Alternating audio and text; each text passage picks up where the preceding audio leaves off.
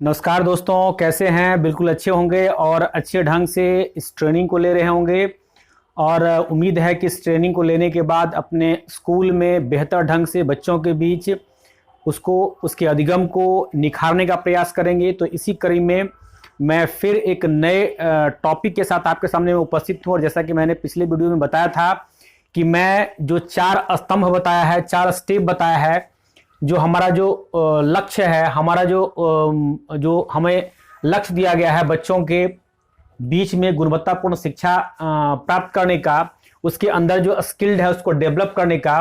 तो हमें इसी कड़ी में आज मैं दूसरी कड़ी की बात करने वाला हूं। पहली कड़ी की बात मैं कर चुका हूं।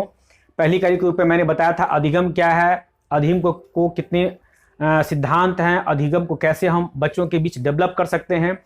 इन सारी चीज़ों की चर्चा मैंने पिछले वीडियो में बताया था और कैचअप कोर्स की पूरी जानकारी मैंने उसके पिछले वीडियो में बताया था। आप लोग का बहुत अच्छा रिस्पांस मिला, बहुत अच्छा प्यार मिला।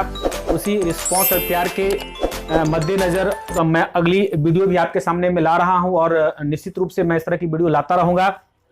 तो चलिए मैं बिना समय गंवाए हुए बात करता हूँ अधिगम इस कैचअप कोर्स की जो दूसरी कड़ी है, अधिगम संकेतन।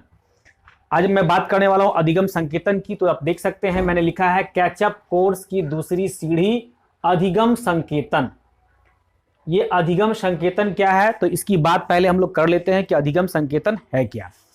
तो जैसा कि हम लोग देखते हैं कि अधिगम और संकेतन, अधिगम के बारे में हमने बहुत हद तक बहुत कुछ मैंने बताया है पिछली वीडियो में। मैं बात करता हूं संकेतन का, इंडिकेटर का।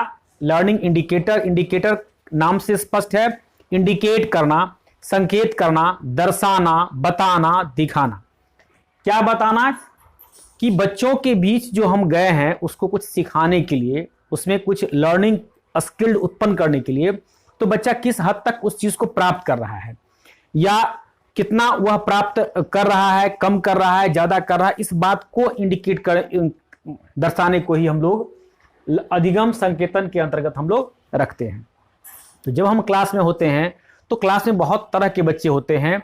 वह हर एक बच्चा जो है सो एक दूसरे से अलग होता है और चूंकि हमारा सिलेबस एक है तो हम अपनी सिलेबस के अनुसार हमको ये देखना होता है कि हमें बच्चे के अंदर किस हद तक अपना जो उद्देश्य है हमारा, उस उद्देश्य में हम लोग कंफर्म हो पाते हैं।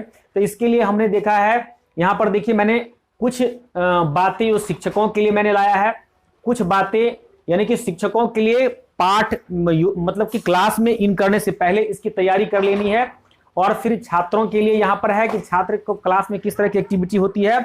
और बाद में मैंने यहाँ पर लिखा है कक्षा के दौरान शिक्षक का कार्य। जब कक्षा हम इन करते हैं, कक्षा में बच्चों के बीच जब हम होते हैं तो हमारा क्या उत्तरदायित्व होता है, क्या हमारा कार्य होता है, इन 3 बिंदुओं पर हम चर्चा करते हैं। तो सबसे पहले शिक्षक के लिए कार्य, मतलब कि किसी भी विषय वस्तु, किसी भी लेसन के साथ यदि हम प्रवेश करते हैं, किसी भी सिलेबस के साथ यदि हम प्रवेश करते हैं, तो जैसे कि सिलेबस के साथ हम प्रवेश करते हैं, सबसे पहले तो उसके अंदर अधिगम उत्पन्न करने का प्रयास करते हैं, उसको पढ़ाते हैं, सिखाते हैं, बताते हैं।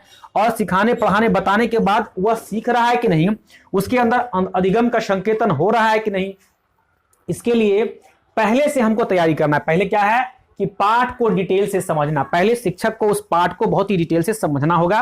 उसके बाद मैंने लिखा है कि प्रश्नावली तैयार करना, मतलब कि क्लास में इन करने से पहले उस विषय वस्तु से संबंधित, उस लेसन से संबंधित प्रश्नावली तैयार कर लेना है कि हमको किस तरह का प्रश्न बच्चों के बीच पूछना है ताकि वह सही ढंग से उसका जवाब दे सके और हम समझ सके यदि वो जवाब देता है तो उसका अधिगम हो रहा है या नहीं है, इसका इंडिकेशन हमको मिल सके।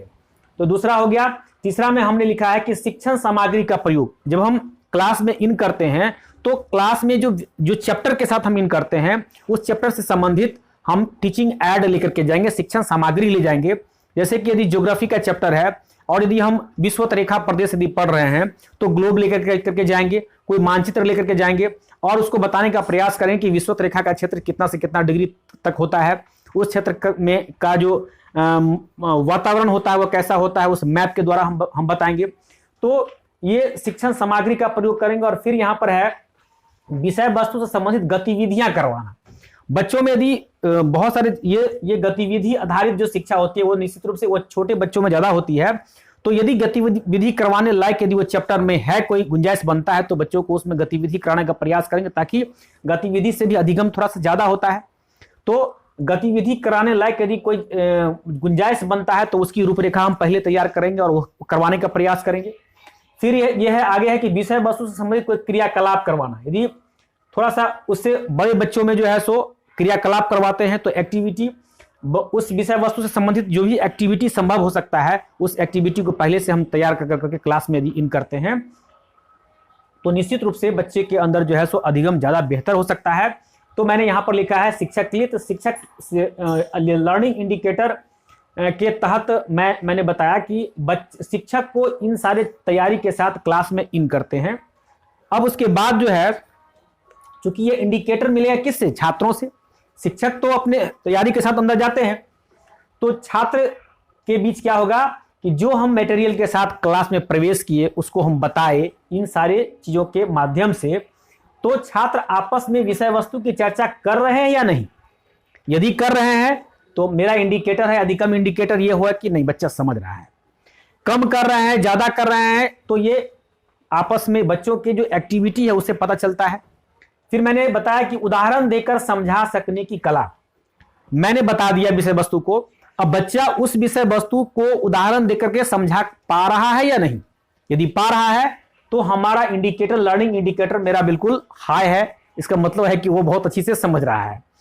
तो उदाहरण देकर के यदि समझा रहा है, यदि नहीं समझा पा रहा है, कम समझा पा रहा है, तो उसके लिए हम व्यवस्था करेंगे, उसको फिर हम दोबारा समझाने का प्रयास करेंगे। फिर यहां पर है प्रश्न का जवाब देना। यदि आप प्रश्न करते हैं, यदि प्रश्न का जवाब दे पाता है बच्चा, इसका मतलब है कि आपका इंडिकेटर बिल्कुल सही है, सही चल रहा है। फिर है स्वयं करके बताना। यदि कोई ऐसा चैप्टर से कोई ऐसी एक्टिविटी है, कोई ऐसा क्रियाकलाप है जो कि बच्चा स्वयं कर करके बता रहा है, उस विषय वस्तु से संबंधित है, इसका मतलब है कि हमारा अधिगम इंडिकेटर जो है, संकेतन बहुत बेहतर ढंग से काम चल रहा है। तो यदि बच्चा उसमें सहभागिता है, बच्चा स्वयं इस चीज को कर रहा है, इसका मतलब है कि हमने जिस उद्देश्य से क्लास में इन किया वो उद्देश्य की पूर्ति हो रही है, सारे बच्चे बहुत अच्छे ढंग से उसको समझ रहे हैं। तो हमें इन बातों पर ध्यान रखना चाहिए। हमें इन 4 बातों का मैंने बात किया कि विषय वस्तु की चर्चा बच्चा करेगा, उदाहरण देकर उसको समझा पाएगा, प्रश्नों का जवाब दे पाएगा और स्वयं कर करके बता पाएगा। यदि इन सारे चीजों में बच्चा इन्वॉल्व है तो हम समझेंगे कि मेरा वर्क जो है, अधिगम इंडिकेटर जो है, लर्निंग इंडिकेटर, वह सही ढंग से काम कर रहा है। फिर यहां पर मैंने लिखा है कक्षा के दौरान शिक्षक का कार्य। अब कक्षा के दौरान मैंने यहां पर लिख दिया है कि पाठ के बीच बीच में जांच करते रहना। पाठ के बीच बीच में जांच करते रहेंगे। किसी बच्चा से बीच में खड़ा करके पूछ सकते हैं। यदि कोई बच्चा मतलब कि अस्थिर से बैठा हुआ है या क्लास की एक्टिविटी में भाग नहीं ले रहा है तो उसको जो है सो हम कह सकते हैं, पूछ सकते हैं। अरुचि यदि कोई बच्चा ले रहा है तो उसको भी इस एक्टिविटी में इन्वॉल्व कर सकते हैं। फिर मैंने लिखा है यदि कोई बच्चा चुप है या गलत बोल रहा है या सही बोल रहा है, यदि किसी बच्चा से पूछते हैं तो हो सकता है वो बच्चा कुछ बोले ही नहीं। कोई बच्चा यदि बोलता है तो गलत बोल रहा है या कोई बच्चा जो है सो सही बोल रहा है। तो इन सारे चीजों की एक्टिविटी से या कक्षा के दौरान जो है सो एक्टिविटी यदि हम करते हैं तो यदि हम ऐसा कर पाते हैं तो बच्चा में यह इंडिकेशन मिलता है कि उसका अधिगम हो पा रहा है, कम हो पा रहा है या ज्यादा हो पा रहा है। तो मुख्य रूप से यही बात थी अधिगम इंडिकेटर। जो हमारा जो लक्ष्य है बच्चों के में गुणवत्तापूर्ण शिक्षा डेवलप करना, स्किलफुल शिक्षा उसके अंदर उत्पन्न करना, जो हमारा ये लक्ष्य है, तो उस लक्ष्य को प्राप्त करने में पहली सीढ़ी की चर्चा मैंने कल पिछले एक वीडियो में किया था। आज मैं बात किया हूं कि लर्निंग इंडिकेटर की। ये लर्निंग इंडिकेटर क्या होता है, कैसे हम लोग किसी बच्चे के अंदर लर्निंग इंडिकेटर के द्वारा हम जान सकते हैं कि ये बच्चा कम समझ रहा है, ज्यादा समझ रहा है, नहीं समझ रहा है। पहले उसकी समस्या को हम जानेंगे और वो जान करके उस समस्या को दूर करने का प्रयास करेंगे। तो यह दूसरी सीढ़ी थी। अगले वीडियो में मैं बात करने वाला हूं लर्निंग आउटकम्स की। ये भी काफी इंपॉर्टेंट है, लर्निंग आउटकम्स। ये समझिए तो ये बहुत ही इंपॉर्टेंट है, क्योंकि बच्चा सीखता है और सीखने में वह कितना अपने आप में आत्मसात करता है, इसके बारे में मैं अगले वीडियो में बात करूंगा।